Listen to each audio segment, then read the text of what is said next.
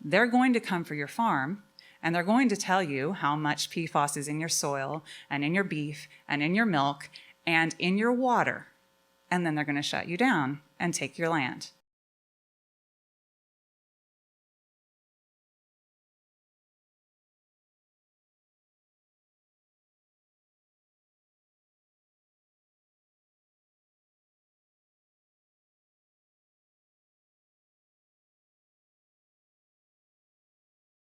Good morning, everyone. Thank you for taking the time to come today and hear me speak. I just want to introduce myself and tell you you are listening to the Donkey Milk Lady. So we have been called crazy for multiple things, and one of them being milking donkeys. We started milking donkeys 10 years ago after our daughter got an autoimmune disease that attacked her brain caused from strep throat. At the time, a lot of doctors did not believe it even existed. So we did a lot of praying, a lot of researching, a lot of crying, and the Lord led us to donkey milk, which was pretty well unheard of in the United States. Within the first dose of donkey milk, she said, "I love you, Daddy," to my husband for the first time since onset 3 months before. That was within about 30 minutes. Yeah, so you'll do anything for your children. And in our case, that meant leaning down in back of a donkey and milking. So thank that guy in the back for doing that. And when after that really kind of grew, we got some press, we got on the news. Our story got shared around the United States, and we had people asking us to ship them donkey milk. Well, we have raw donkey milk, and it's illegal to ship. And we started from the beginning and said, we will not break the law. We will only do this the right way. They have to come to the farm to get it from us because that is the law. And so people started begging me to ship it to them, telling me all the reasons they needed it, in their country they could get it, all of these things. And so I started searching, and we found in the Azores Islands of Portugal, organic freeze-dried donkey milk that we reached out to them and we were the first to import donkey milk to the United States, and we can ship that anywhere across the US. It is now used in a program in California that takes children that are anaphylactic to different foods, and by the time they're finished, they can eat anything. Yeah, so God is good. He makes the best medicine. I always have to say I'm not a doctor, I'm not a lawyer, and I'm not making any medical claims. So we were milking donkeys, and everything was going great. We said we would not break the law. It had been 4 or 5 years since all this news, big billboards in Oklahoma City, everyone knew about us. No problems, we're not breaking the law.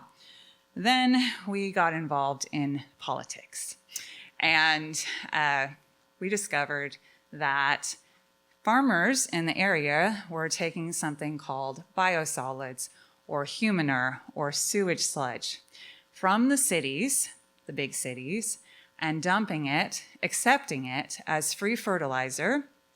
The city would then come out and disc their land twice for free in order to put this sewage sludge on their land. Well, if you're a farmer and fertilizer costs are through the roof and fuel prices are through the roof, it's really tempting to take free fertilizer and get your land disced twice for free. So there were lots of farmers doing this. And I was informed this has been happening for 40 years. If you didn't like it, you shouldn't have moved here. That was by a city councilman. So I started going up the chain. We got it banned in Luther, our town. We didn't know it would be such a big deal, but it was. They sent in California reps from these companies to tell them how great it was. I was so excited because there were representatives from the DEQ, the Department of Environmental Quality, that showed up to that meeting. I thought they're going to be on my side. I was wrong. They were there to promote sludge and how safe and effective it was. We still got it banned in town. Jenny White, she was the mayor at the time and a good friend of mine. So she said, all right, we'll take it to the county and then we'll take it to the state. We'll get this banned. This is wrong. We didn't know what we were up against. The county commissioners said they couldn't do anything about it. Went to the state. Senator Shane Jett, he's a good friend of ours. He said, we'll run legislation and we'll get this banned. Turned out that was not as easy as we thought it would be either. That bill was killed. Then we ran more legislation just to measure and regulate the PFAS, forever chemicals in sludge. They killed that bill. We had another bill, warn the farmers of the risks, tell them this could contaminate their farm, and make a public map so people know where this is happening. They killed that bill.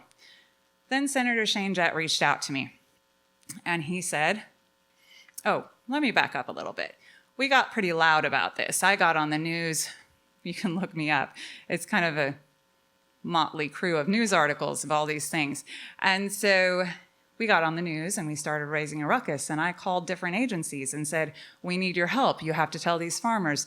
In Maine, that they're shutting down farmers that have accepted this and telling them they cannot grow crops for food, they cannot milk, and their beef is contaminated. In Michigan, in Texas now, outside of Fort Worth, neighboring farmers are contaminated. Their horses are dying, their cows are dying, their fish are dying.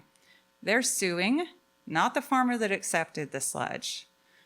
They're suing this company that dumped it because they should have known it was toxic. So my friend Senator Shane Jett reached out to me. He said, hey, did you see this bill? It's on PFAS and biosolids. It's like, oh, great, they're actually going to do something. This was right after they'd killed our bill. He said, read the bill, because, it says the PFAS Act. That looks really nice. The bill was actually to exempt the cities, the company, and the farmer that took the sludge from any liability for PFAS. So I went back and I found some videos of them in the committees, the Senate Energy Committee, and who was defending it and who was standing up against it. I started raising a bit of a ruckus about that, and it ended up in conference committee. One of the senators on that conference committee uses sludge himself. That bill is still alive, and it could go through the next session. They're telling the farmers that this bill will protect them. In reality, when the government comes in and tells them their land is contaminated and they can't farm it anymore, they can't sue the company that gave it to them, because it exempts that company and it exempts the city. So that's a little intro. Does anyone have any questions so far? Yes.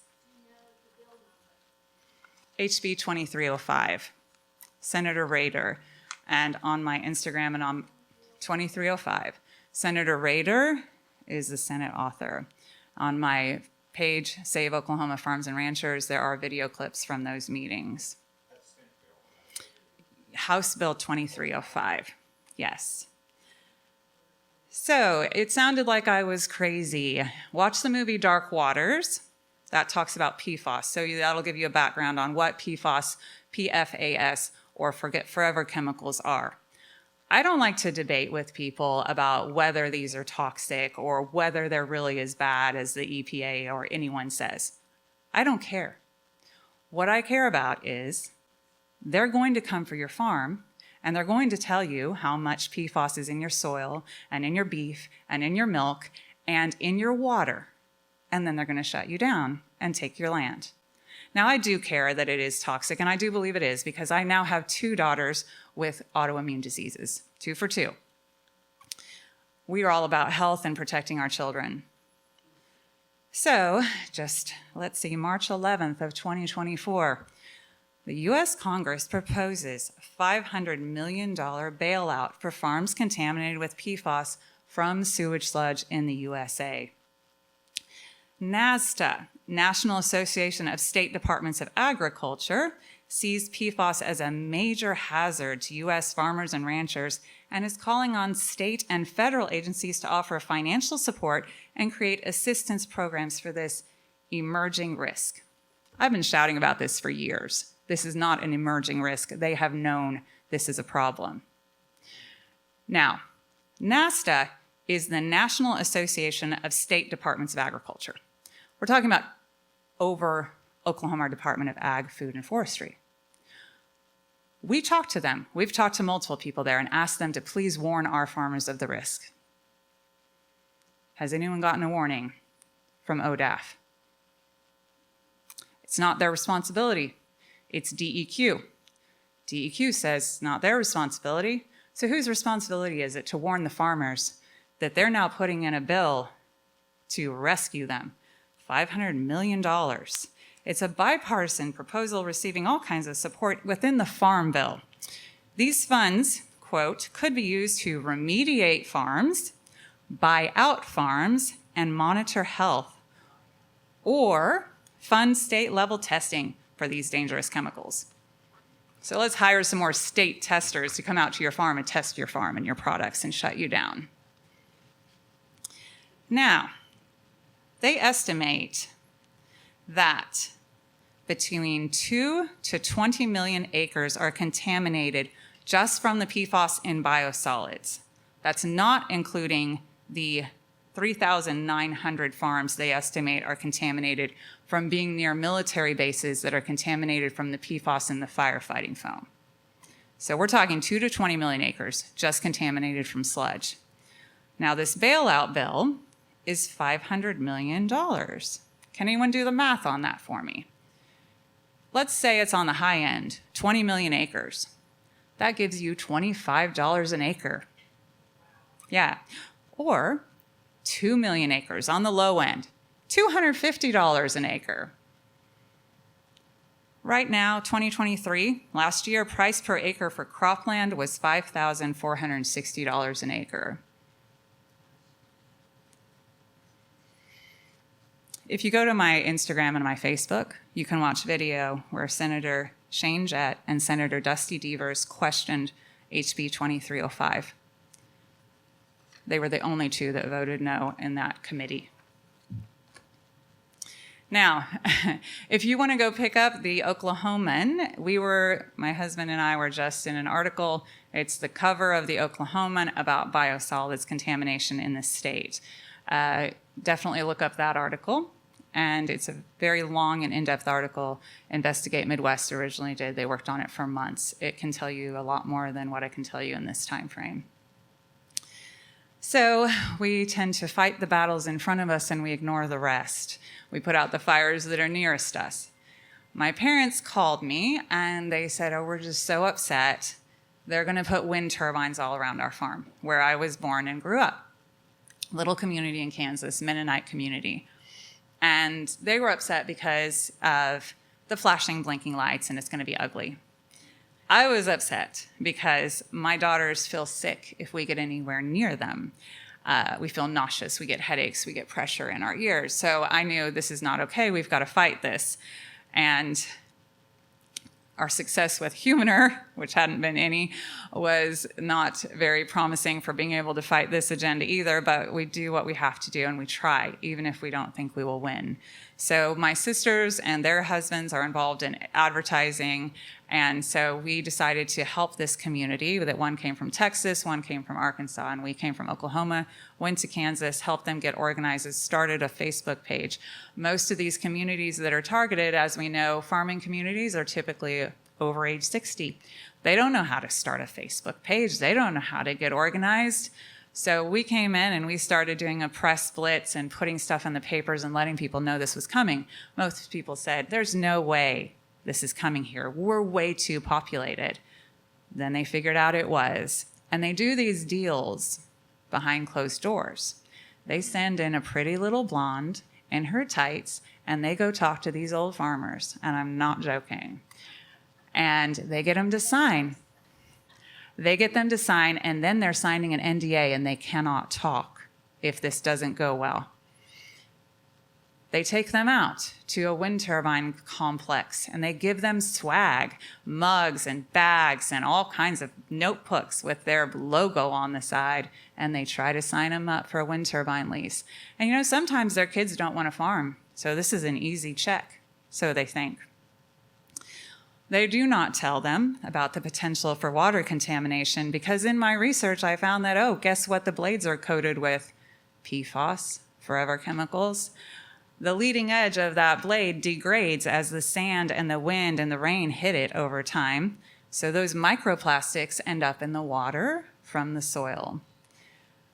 Then we're talking about infrasound. These are all things that these companies will tell you is a bunch of bunk, and they try to cover it all up. Well, you can find the research on them. Infrasound, shadow flicker, blade throw, microplastics, BPA, eagle and bat deaths, and the health effects. Oh, and now research is coming out that they also alter the weather. They decrease the rainfall in the area.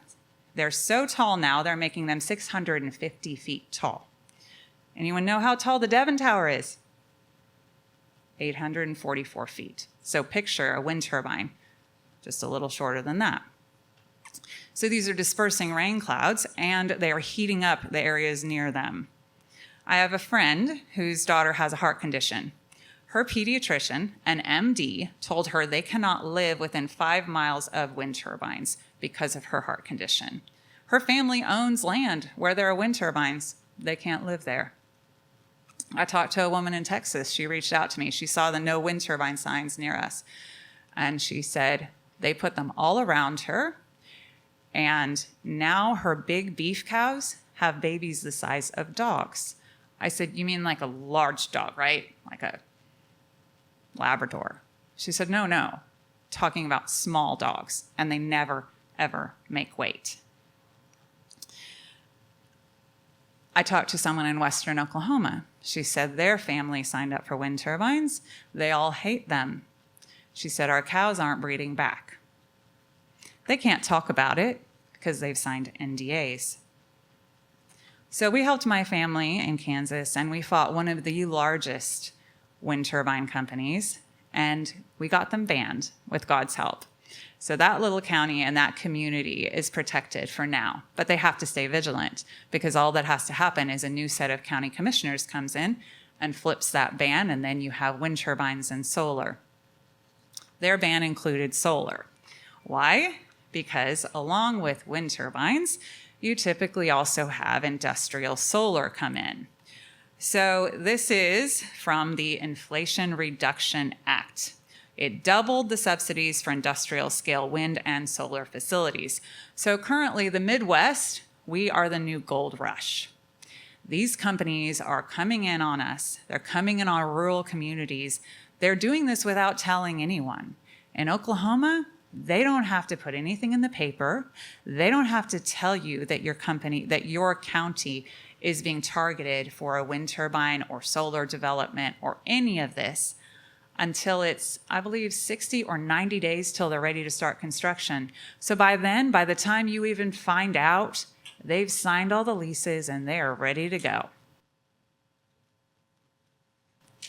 Oh, and here's a little picture of Representative Kevin Wallace, Chair of Appropriations and Budget Committee, which approved incentives worth $180 million for a solar panel factory. Isn't that in Tulsa? Yeah. Next page. So I figure that's about enough. We don't need to fight anything else, right? Right. I don't know why the Lord shows us different things, except that we're supposed to do something with what he shows us. So I was looking up stuff about all of these things and researching and finding out more than I wanted to know. And my husband saw an environmental study truck in a pasture about a quarter of a mile from our farm. Why are they doing environmental studies? And all anyone could tell us was, it's for a pipeline. What kind of pipeline? Why are they spending 6 hours in these pastures? A gas pipeline? They do those all the time. What's the big deal? Started finding out about other states that are fighting carbon capture pipelines. Is anyone familiar with carbon capture pipelines? Yeah, we don't have to worry about that here, right? Wrong. So, along with carbon capture, why would we need carbon capture pipelines? Because of hydrogen. Why do we want hydrogen? Well, there's a lot of money to be made in hydrogen. House Bill 4065, authored by Representative Kevin Wallace. Only Rick West and Tom Gann voted no. Thank you very much. That bill stated in Washington County, Oklahoma, they could do this hydrogen. And in populations over 500,000, or any county having a population of over 500,000, according to the 1970 federal census, which would mean Tulsa and Oklahoma City. Now, I've heard, maybe Tom Gann could help us with that it is not legal to single out a county like Washington County in a bill. In fact, that's what some state legislators said. The reason they couldn't put in protections to wind turbines in certain counties is because you can't do just this. You can't say, oh, in Lincoln County, which is now fighting wind turbines, you can't say just in Lincoln County they have to have setbacks to homes of 1.5 miles. can you? Then why did he do it here in Washington County? Well, hydrogen, let's get back to that. Apparently, our state needs more green wind and green solar in order to produce green hydrogen, because the way you get all this federal funding is to make it green. So they're going to be putting in more solar and more wind, because in order to make hydrogen, which is not naturally occurring, it takes an enormous amount of energy. And all of that energy needs to come from green energy in order to get the money to do it. Now, when you make 1 ton of green hydrogen, you produce 9 tons of CO2. But wait, I thought CO2 was the stuff that's killing all of us, right? Oh, don't worry about it, because then you get paid even more if you capture the CO2 and then you pipe it across the state and inject it underground. No problem there, except it's 20 times as flammable and explosive as gasoline. Don't worry about it. Oh yeah, and it's heavier than oxygen. So if you have a fissure or an explosion, like in Mississippi when they had seasonal flooding that I guess nobody planned for, and the pipe burst, they called it a zombie apocalypse. Your vehicles, your emergency vehicles, do not work without oxygen. The people were left without oxygen for hours. The company knew about it, but they just failed to tell anyone for 40 minutes or so. So it displaces all the oxygen, and the people are in trouble. This is what we're paving the way for here. In fact, there are maps on our state government site. Some of the images are actually taken from California, which I find pretty funny, of fueling stations for our vehicles across this state to fuel up with hydrogen. And you can go find that on the government websites right now. So I looked up why Washington County? Why would they single out Washington County to put in hydrogen? Oh, well, look at that. June 24th, 2024. High Plains Resources to start hydrogen testing in Washington County next month. Now, how do you get hydrogen? You need water. You got to take the H2s from the O to make hydrogen. So why is this little bit of this bill talking about condemning the water supply? Start looking up the bills that are talking about rating our water supply. They could use wastewater to do this, which, fine. I'd rather use wastewater than put it on farmland. But will they? Will they just use wastewater, or will they condemn our water supply, public water supply? There was another bill. While you can look up on Legiscan and start looking up these keywords: hydrogen, carbon, renewables. These keywords will bring up bills that they have been doing under our noses to pave the way for the green agenda in Oklahoma. SB 1071, also authored by Kevin Wallace, was to give hydrogen $10 million income tax-free, specifically to hydrogen. There was a forum with Kevin Wallace, and I asked him about this bill. They snatched, the Lincoln County GOP snatched the microphone from my hand, and Kevin Wallace refused to answer. 2 days later, I published a video about this exact topic. The next 2 days after that, I believe, all of a sudden, the entire language of the bill was flipped, and it was changed to being a bill about giving you gun safety rebates. Probably just a coincidence. So carbon capture pipelines and sequestration. Everyone still thinks this is not coming here. Well, I happened to find on these maps for the year 2050, this is their scenario, this is their projected maps. One of these lines cutting through Oklahoma looks like it goes, just right about over our farm. I would rather not have a carbon capture pipeline go anywhere near my farm, where if it has an explosion or if it has a leak, my family, my animals, and my neighbors could all be killed.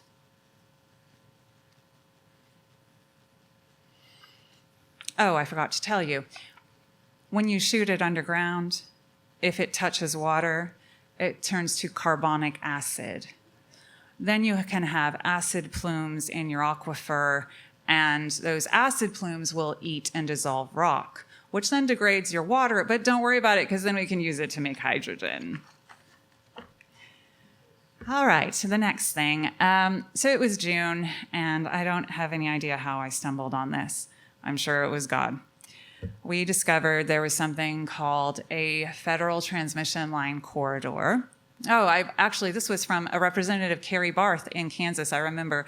Because our large group fighting wind turbines there, I'm still connected there to people that are aware. And she put out a call to the people of Kansas saying, you have got to put in public comment opposing this because it is 5 miles wide across the state of Kansas. I was appalled. What is this? 5 miles wide? Is it going by my parents' farm? Then I looked up what it's doing in Oklahoma. They have it cutting across Oklahoma. It is 4 to 18 miles wide. And where it doesn't show you the panhandle, that's because the rest of that is all a red swath. Flip to the next. Now you can see the state of Oklahoma and their projected plan. This is up to 103 million acres across the U.S. That's 5% of U.S. land mass. The corridors in Oklahoma, what is that? Missing that one. The corridors in Oklahoma, the Delta Plains corridor, 7.5 million acres. The Plains Southwest, 1.8 million to 35.9 million acres. Now, I've had people tell me, this is just a projection. It's going to have to go around houses and different landmarks and whatnot, so it's not really going to be that much land eminent domain for this. Well, that's interesting because if you look at the map of the U.S., there's one on the west coast, and it's only 0.3 miles wide. I would think they would have to go around a lot over there.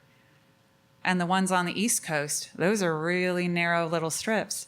So what exactly are they planning? Did their Sharpie what happened? Why is this huge swath? And why is this not on the news at all? Why are our state representatives, our U.S. congressmen, not pushing back against this? So if you go to that QR code there's an excellent video about this federal transmission corridor.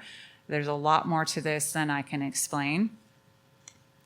I do believe that a lot of our legislators do not have any idea about most of this. And when you're a legislator, you're overwhelmed with all of these bills, and you don't have time to read them all.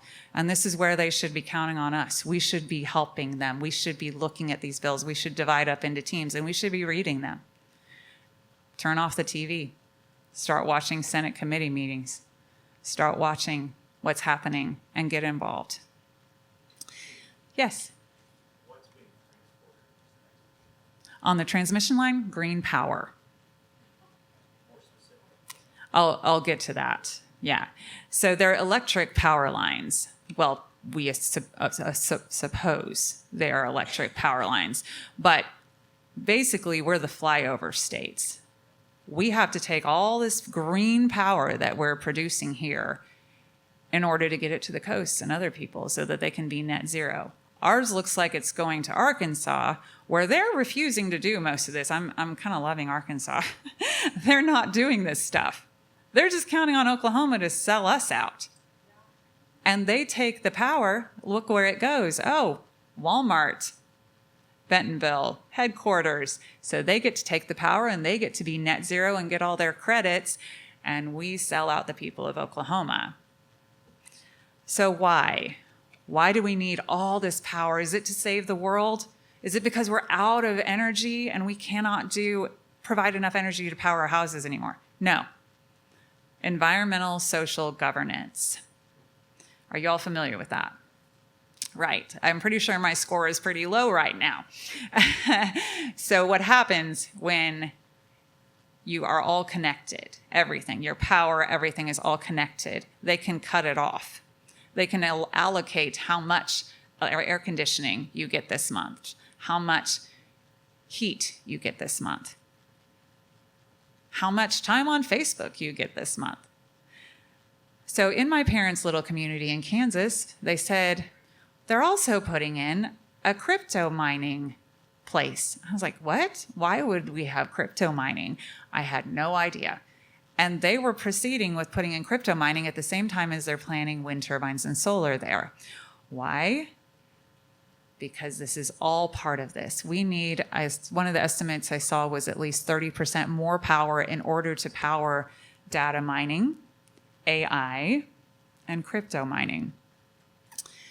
Then you have to have a place to do all of this. So they're already targeting places in Oklahoma, and we've already put in legislation that allows crypto mining even in your neighborhood. If you don't have noise ordinances in stopping it, they can put one in right next door to you in somebody's house, and as long as it's under the noise ordinances, it's fine. They're treating these as data centers. They're proposing one in Stillwater and Muskogee that I know of. There may be many more. These are extremely loud. It's constant. And these fans and all of the power that they're sucking, the people near them are having heart attacks. Their dogs are losing all their hair. They have massive anxiety. And we're allowing and paving the way for it here in Oklahoma. In fact, the one near Muskogee, a quote from the producer, Zhang, "When the residents really need the energy, we'll stop the operation and get the energy back to the residential one." How kind. All right, now we have a map of this green agenda. I put this together because it's all kind of complicated, but when you put it together in a graphic, it makes a lot more sense. We don't need farms and ranches anymore. You can just put a big humaner symbol over them. So you take the farms and ranches away, we take their land, and we turn it into solar farms and wind turbine farms. Well, we have to get that power somewhere. It doesn't just poof magically go to the houses. So we need transmission lines. These transmission lines need to take that power to the Bitcoin data farm and the green hydrogen fueling stations and green hydrogen production centers, and to battery farms to store all of this energy. I suspect that may be why the Panhandle is completely red. What are we going to build there? Why would we need that much energy for a few transmission lines like we here in Oklahoma are expecting? Just one pipe, one line? That's what we think. Why is it 18 miles across?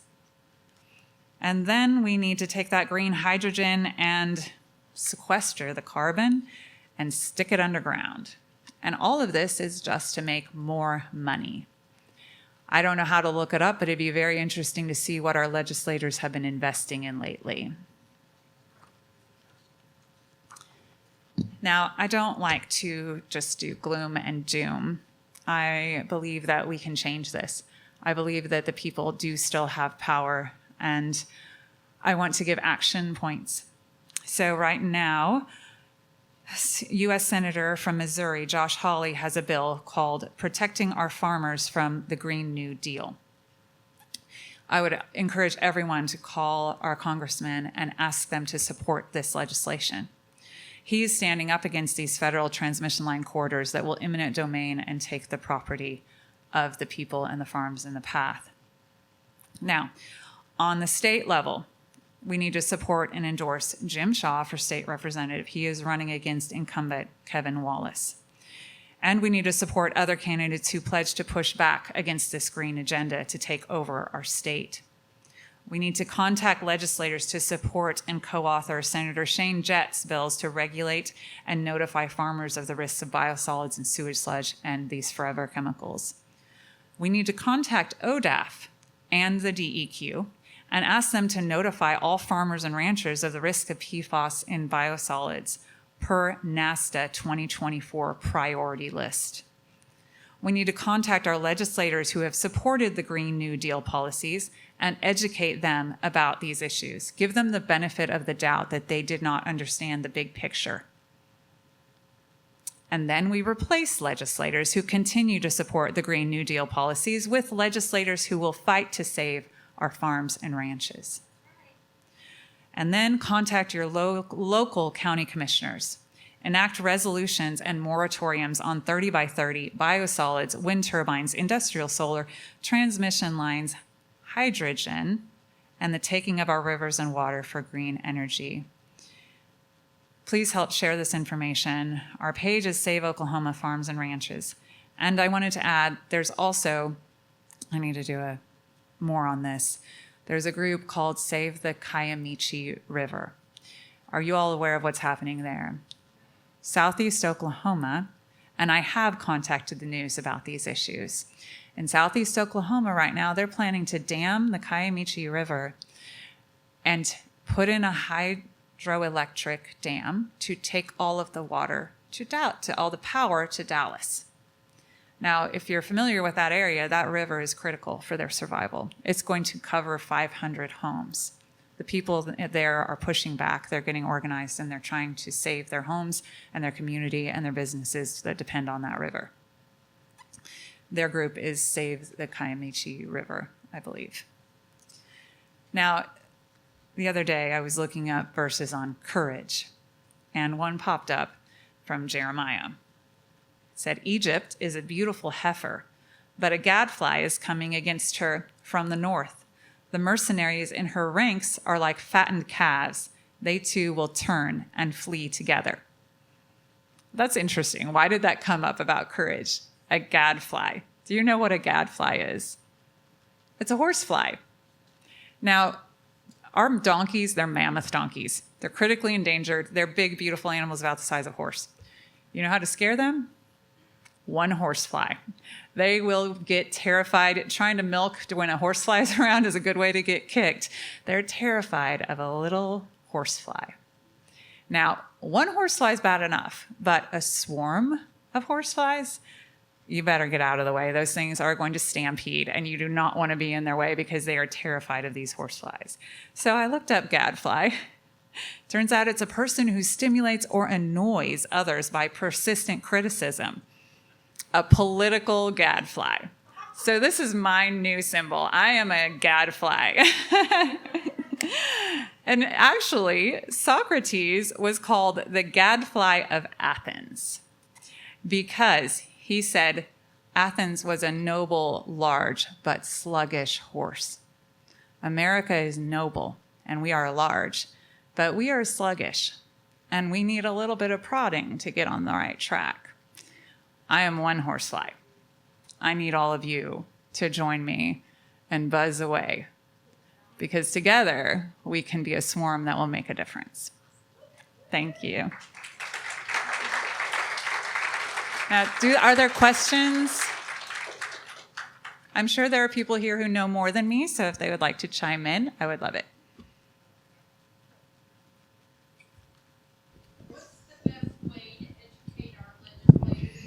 Hello. What's the best way to educate our legislators? Very good. Oh, hello. Nice to see you. Nice to see you, Chris Banning. Chris Banning, Representative Chris Banning is there, and thank you for being here. We have a question here.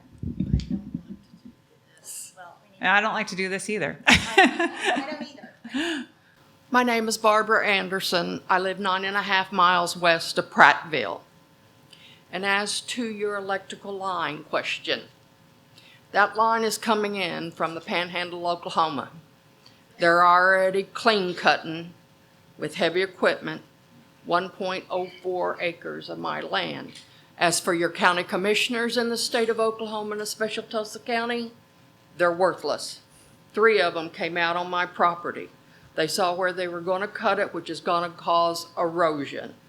This electrical line, per sources I cannot quote, is not needed in the state of Oklahoma.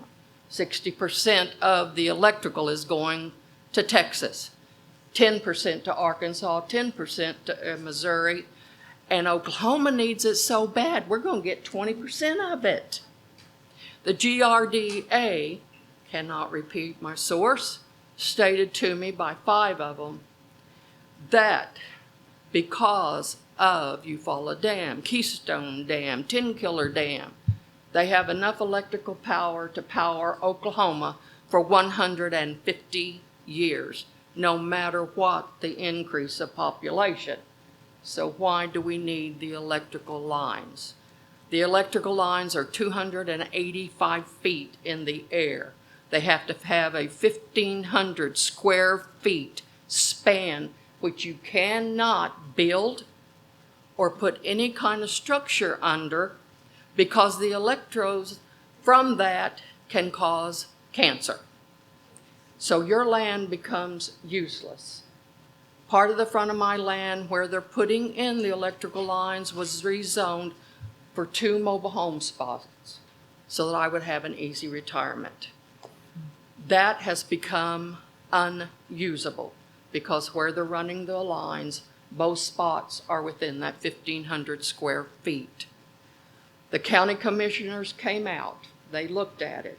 Originally, Transource, who is putting this line in and who is over the taking out of the foliage, the trees, and everything, offered me $19,000. I refused it. I don't want their money. I don't want a damn penny, excuse my language, of their money. The county commissioners come out, looked at it. I have an attorney. We took them to court. The judge assigned the county commissioners. They come out. They assigned me for my property, even though it is going to cause erosion. I have one way into my property, one way out over a little bridge. The erosion can wash that out. They gave me $39,000. They've already clean cut my property, started on my neighbors. I've never seen a penny. Your senators do not know about it. Your congressmen do not know about it. Your representatives don't know about it. I sent a letter to Lori Fulbright, News on 6, trying to alert her. They're destroying the property out here for no reason.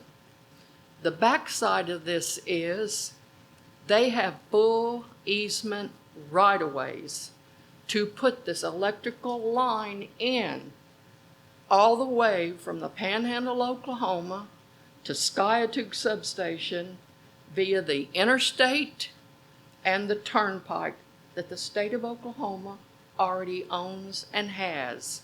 They refused it because they get more, as she said, money and profit from clearing other people's land.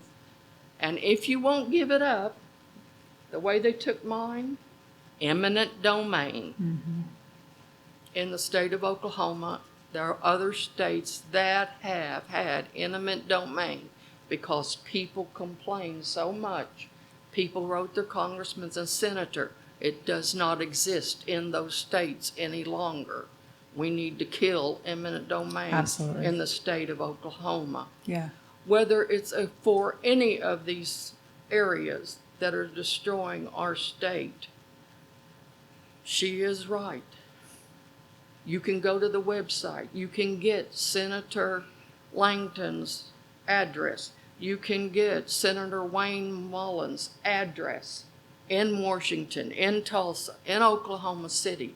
You can get every congressman and every representative we've got off the Oklahoma website.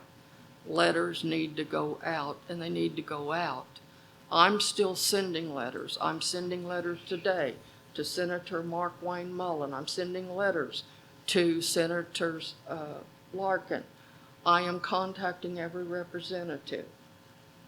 If we stand by and do nothing, we have no one to blame but us.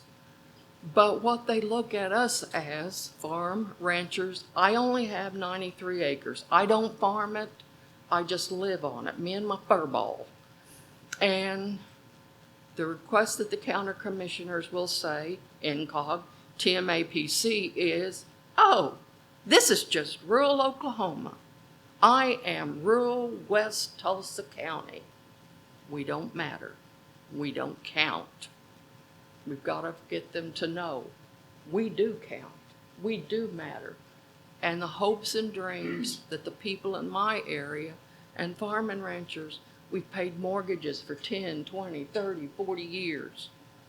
And it doesn't matter to them at all. I am still fighting the electrical line. Whether it'll help, I don't know.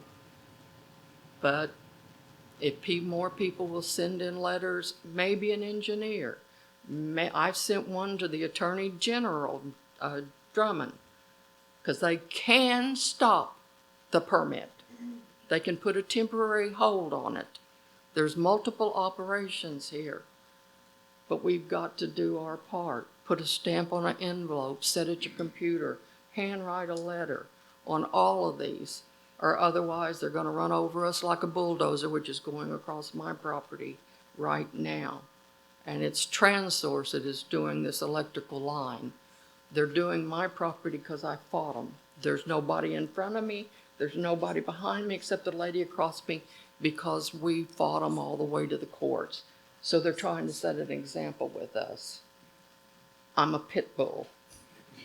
I don't back down, and I do bite. And Thank you. you. Thank you. Thank you. Go ahead.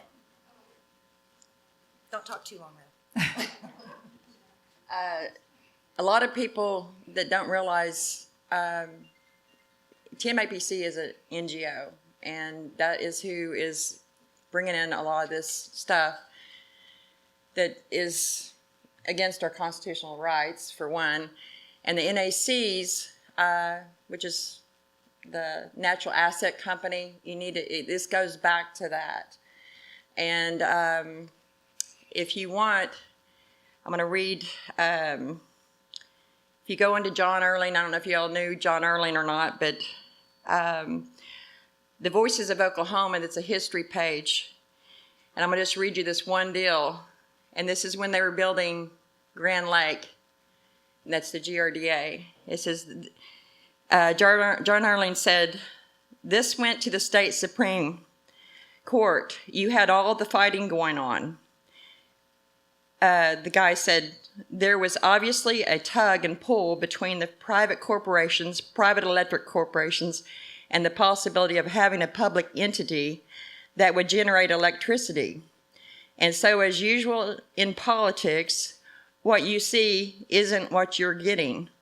What you see is people obstructing the efforts of other people. But the real rationale isn't known. And the real rationale here was simply that was going to cut into profits of private electric companies. So the governor and the others became involved in this." John Erling says, "And consequently, some of the governors, then perhaps their campaigns, had been contributed to by some of these electric companies." He said, "Some things never change, John." No, they don't. They never do. They never change. No, they don't. They're bought and paid for, and they have to produce. Right. Or they leave office. Governor Phillips, I think he was one of those. Hang on a minute. I think he was one of those that was against it.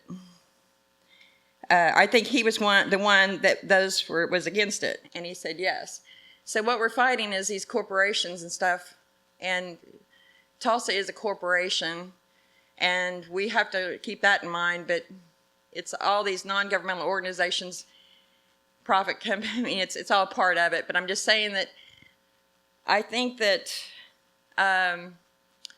there's a lot of history in Oklahoma, and they're after our natural resources. And that is huge. And I live on where they're doing a lot of this stuff, and there's a multi-million-dollar lawsuit on the property behind me. So going to the Supreme Court, sorry, I went to the Supreme Court. But I'm just saying that, and it has to do with Walmart's, for the Walmart family. So anyway, so I am also running for Council District 3 in Tulsa. I don't know what's going to happen as far as, I know I'm standing up for we the people, not we the government, not we the, and the division they're causing in Tulsa is ridiculous. All these different divisions. They've got the Asian Commission, they've got the Hispanic Commission, and that's going to just bring a lot of things in, like division, you know, and what happened in California and Chicago and all that. The division, that's what happens, is your race riots, you know, all that comes in, turf wars. So just be prepared. Yeah. And I forgot to enter this part. Meanwhile, we were working on some other legislation with Senator Shane Jett, and we decided that we should also have a legislation that it's illegal to advertise raw milk, because part of what happened to us when we started speaking out was that the state and the FDA showed up at our gate, told us that they had an anonymous phone call and that someone could get sick from drinking our raw milk, and that we were making claims or testimonials on our website. My husband said, name one, we'll call them. Then they started asking questions about our freeze-dried milk that we import. And my husband said, well, this is about our raw milk, right? And my wife handles all that. I wasn't allowed to be there because I have a big mouth. And they just showed up. And so my husband said, we bring all that in through customs every time. We do everything above board. We could have like 80 pages of paperwork for every single shipment we bring in. And he said, well, I'd like to know more about that. I'm also FDA. Next shipment we brought in was seized by the FDA. It was held for over 7 months. We lost $70,000 in sales. Without God's provision, we would not still be here through all of that. But it opened the door for unscrupulous other companies to then start bringing in donkey milk to the United States because we were shut down. They tested our milk. They waited till it was expired. Then they told us to ship it back. We said, how do we ship it back? They told us exactly what to do. I told my husband, you better video yourself taping this stuff back up. Oh, and we were being charged $30 a day to have it in the warehouse. So when he went to ship it back, he videotaped himself. Then they came back. I went to the FDA after that and I said, hey, how did all that testing come back on our milk? Well, they tested it to infant formula standards. That was illegal because it said on the box, not for under 1 year. But it was completely clear, nothing wrong with our milk. A couple days after I sent that email and I got those results back, we had an email from the USDA stating we owed over $20,000 for not shipping the milk back right. We did it exactly the way they told us to. We have an amazing import agent that basically worked for us for free for all these months. He pushed back on them and got them to say, fine, pay us about $500 and we'll let this go. So we just did that because we can't hire lawyers and they know we're a small company. So we put in legislation to allow the advertising of donkey milk because we found out they were changing the law in the state to come after our farm. The law in the state when we started was just cow milk and goat milk. We knew that. There was nothing about donkey milk on the books. Why would there be?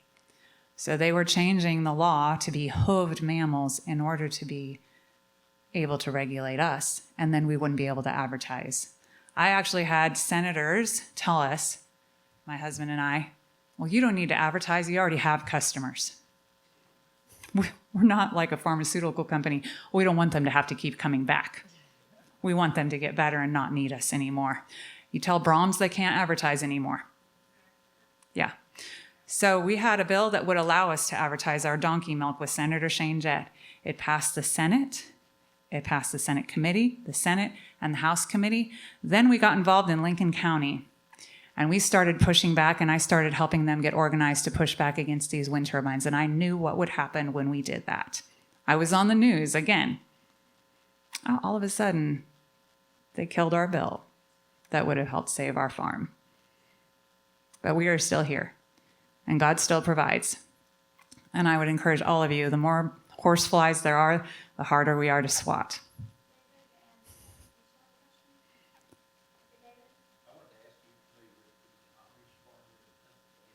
Yes. Yes. Yeah, they're coming after all the farmers. That's kind of a theme happening. They want us to eat bugs. Right. Yeah. We've only got a couple more minutes until 1, so anybody else?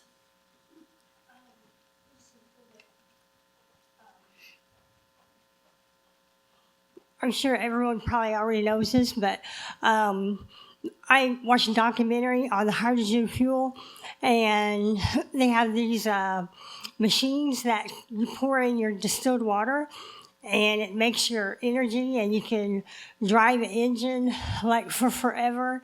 And they said on the documentary that you cannot store it. Like you want to convert it as you use it and don't store it. So I don't know why they're not doing that. You know, when doing all this other crazy stuff and storing it and putting in these things where you come and fill up, that's just insanity. You just have a converter on your motorcycle or car, whatever, and you just pour in the water, converts it, and there's no flammable. There's no danger because you're using it as you make it. So this whole stuff is storing it and all this taking the land and But having once these again, that- stations, it's just, So that that's just uses crazy. water, but that uses water. You're using your water to make it. So how much water do we have to take in order to power all of our vehicles with hydrogen? Yeah, I saw this guy. He just had this water bottle, and he would drink it, and he just poured some in his motorcycle.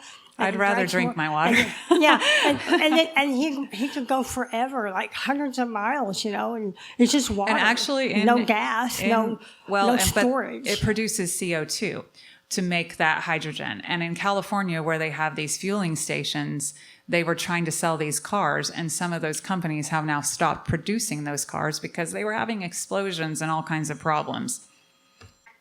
Yeah, well, it's corporations. I mean, I've heard that the one that's down on the river that's going to do the dam is a Chinese corporation. So we're eminent domaining all of these people's homes to dam a river they depend on for tourism in order to take the power to Dallas. And then you can talk about 15-minute cities and all that, but that's another hour. Good job. Thank you for what you're doing. I just want to encourage you all. The power lies within this room. Everybody that comes to you that's seeking office is going to need something from you, and that's your vote. There's your power. And once you organize and get focused, they'll be scared to death of you. And so you need to do that. And there's not a better example than sitting right back there in the back named Pat Moffett from Pryor. She can tell you all about how they organized against the TIF that would have brought in Panasonic, and they beat them. They beat them by 63%. So the power lies here in this room. And I just want to encourage you all to stay focused and to contact your legislators. They want to know they want to know who you are. They want to know where you live, and they want to know what it is that you need them to listen to and what they need to pay attention to. And do that in a very professional way, and you'll get more times than not, you'll get their ear. What I wanted to address, though, was the comment by the man that mentioned ODOT. There's another proposal that came in 23, and this was the road user charge, the tracking tax by the mile. Folks, the next phase is to propose a pilot project that will send this on to become then mandatory as they're done out in Oregon. And basically what this does is they put a device on your car, and then they track you by the mile, and you pay your tax, your road user tax by that. I had a bill that would have repealed that initiative last year, and it didn't get a hearing. But you need to be hammering ODOT and people in your communities about that very thing. We don't need to be tracked by the mile because it all dovetails into what you all are talking about with this other stuff. It's about control. It's not about anything else but control. And I also have a mark, October 8th at 9 a.m. I have an interim study on surveillance cameras and the automatic license plate readers that you see coming up in every community. They're violating your 4th and 14th Amendment rights by tracking you by your license plate. Here again, it all dovetails into what she's doing. And you don't have to go to Pennsylvania to find an Amish man that's having trouble with the state in raw milk. We have it in my community, and we're working with him this year to try to remove the cap on the amount of gallons that they can sell as raw milk. Our dairy farms are diminishing. There's less to choose from, and so it's a matter of access. It's not a matter of whether it's safe or not. It's already been determined you can drink some of it. It's a matter about how we are going to be able to supply the need out there with what dairies that we have. So again, I want to thank you for what you do. You guys stay hooked up, stay connected, and we want to hear from you. And our contact information is available, so don't hesitate to call your legislator and get involved in your local GOP. Your Republican legislature is dominated by the GOP. That's where you need to be, and that's where you need to be vocal. Rick West and I are the only two legislators in the House that do not take lobbyist money or PAC money. And I've never taken it. Rick's never taken it since he's been re-elected the second time. This is a tremendous influence over your legislator. And in the state of Oklahoma, we have what they call the Oklahoma Ethics Commission. You can go out to the Oklahoma Ethics Commission and you can get on their website and you can type in your legislator's name and you can see everybody that contributes to that person and see where that influence is. And you can do that. And so it's available. It's public information, and we don't. Even if we go and there's a lobbying organization that may be supplying the meal, we pay back for that meal. So we don't even eat their steak. So without That's paying great. for it. Thank you. Okay. All So right. look up NextEra Energy, NextEra Energy, and how much money they have given to different candidates. They're a green energy company. So I was buying raw milk from the Amish place, Yoder's, and then the state shut them down. And then I don't know if they're open yet or not again, and they're wanting to get permits and stuff. And so I've been really wanting some raw milk because I have health issues. And so are you open, or is the Amish place back open, or can we buy from you like private only without have- advertising? Or We how- only have donkey milk.